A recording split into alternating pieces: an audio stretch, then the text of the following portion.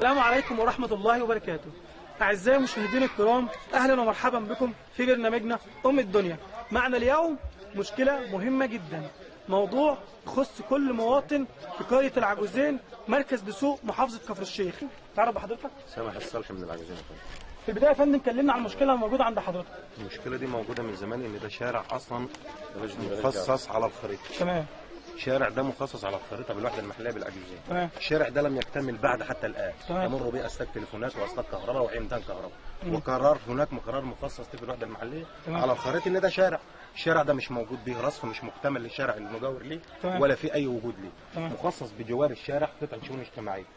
مخصص من 2009 حتى الآن لم يتم تسليم الشؤون الاجتماعية. من 2009 من 2009 استلمت الوحدة المحلية، سلمت الشؤون الاجتماعية. تمام.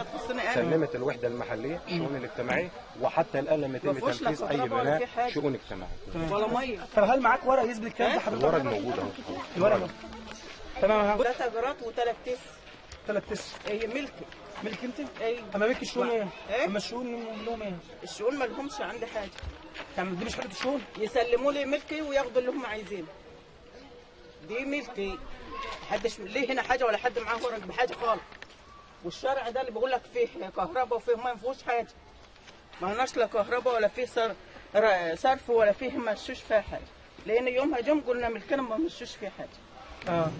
ملك. طب هل ملكك ازاي يا حاجه؟ هل ملكك ازاي يا حاجه ورا المدرسه والناس كلها بتقول ده ملك الشؤون الاجتماعيه، ملك الشؤون؟ لا الناس تقول اللي هم عايزينه، وانا ليا ايجارات هنا. طب معاك ورق يثبت الكلام ده حضرتك؟ معايا. طب بعد اذنك الورق هنا. لا الورق ابن في مطروح. طب الورق ابن حضرتك خد الورق في مطروح؟ معاه ايه؟ هل ياخده في مطروح مش موجود في البيت؟ لو انا عرفت على هذا الموضوع انت عندك ان فيه 21 متر 21 جرام املاك دولة. تمام. هيئة الأبناء التعليمية مخصصة فيها 14 جرام. تمام. 14 جرام لمدرسة ابن خلدون الابتدائية. تمام. يبقى باقي من 21 جرام 7 جرام. المدرسة موجودين فين؟ تمام. موجودين هنا. تمام. موجودين هنا. تمام. ودي أملاك دولة. تمام. يجوا بتوع أملاك الدولة. صح. ويفصلوا فيها الشؤون الاجتماعية. صح. ويجي يفصل فيها الوحدة المحلية ورئيس الوحدة المحلية. صح. يفصلوا فيها ويشوفوا الوضع على الطبيعة واللي ليه حاجة. بالظبط. بس إن كان لها حاجة تاخده على راسنا من فوق. والمختص في الموضوع ده المجلس المحلي. تمام. هو اللي عنده خريطة بأملاك الدولة، وهو اللي مختص، هو اللي تعيش له كله. تمام. في المشكلة كلها في الوحدة المحلية، هي الفيصل بين الأهالي وبين الحكومة. ده علمي، أنا مش مسؤول عن أملاك دولة. أنا رئيس مركز وحدة معلومات الدعم اتخاذ قرار.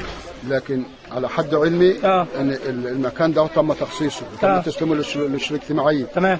ولما جه حصل التعدي عليه الشؤون الاجتماعيه بلغتنا ودينا عملنا قرار ازاله. تمام. وابلغنا الشرطه. تمام. وما تنفذش القرار زي مئات من القرارات. طب هل يا فندم في مسؤول دي طايله هو اللي منع تنفيذ هذا الامر؟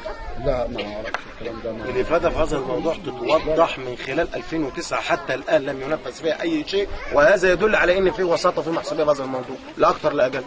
أنا مسؤول قدام منك شخصيا وقدام الناس دي كلها وقدام أهل البلد دي كلها إن الوحدة المحلية لو ما طلعتيش بكرة قرار من الوحدة المحلية تقول إن ده هو شارع، أنا المسؤول قدام منك. احنا قلنا هنسوي شارع. عندك يا فندم يا فندم موجود. ثواني. عندك الخرائط أنا متوضحه. طب يا استاذ دلوقتي انت مسؤول عن الموضوع دلوقتي وحضرتك قادر تحل المشكله دي، في حاجه يا حضرتك لازم الموضوع ده يتحط له حد. استاذ سامي هتحل الموضوع ده يا فندم ان شاء الله. امتى يا فندم؟ اديني ميعاد. ادرس الورق بتاعه واشوف ايه. تمام. وكان في قرارات ازاله نبعته للشرطه تيجي تنفذ قرارات الازاله. الازاله مطعون عليه وعندكم شهاده في الوحده المحليه. مدته قد ايه يا فندم؟ مدته قد ايه؟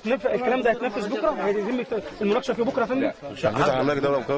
مدته يا فندم هيبتدي بكره، مش عشان بس ما ياخدش كلام على عواهد. هيبتدي بكره. لا مش هو هيبتدي بكره، لكن هينتهي امتى؟ انت حضرتك يجي يقفلوا الصف. تمام. يجي يقفلوا الصف في شارع يبقى لازم يفتحه. انا ماليش دعوه بقى باملاك الدوله اللي بيتكلم عليها دي.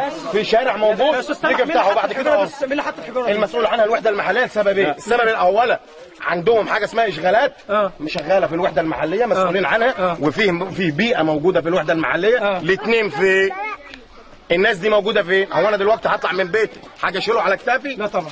البلد دي مخصص فيها عربيات موجوده في العجوزين، مخصص فيها لوادر موجوده في الوحده المحليه بالعجوزين، ولم يتم ازاله اي شيء من دول. لو توفى طفل من هذا الموضوع سيحاسب عنه رئيس الوحده المحليه والعاملين بالوحده المحليه. ما ينزلش من ملكي.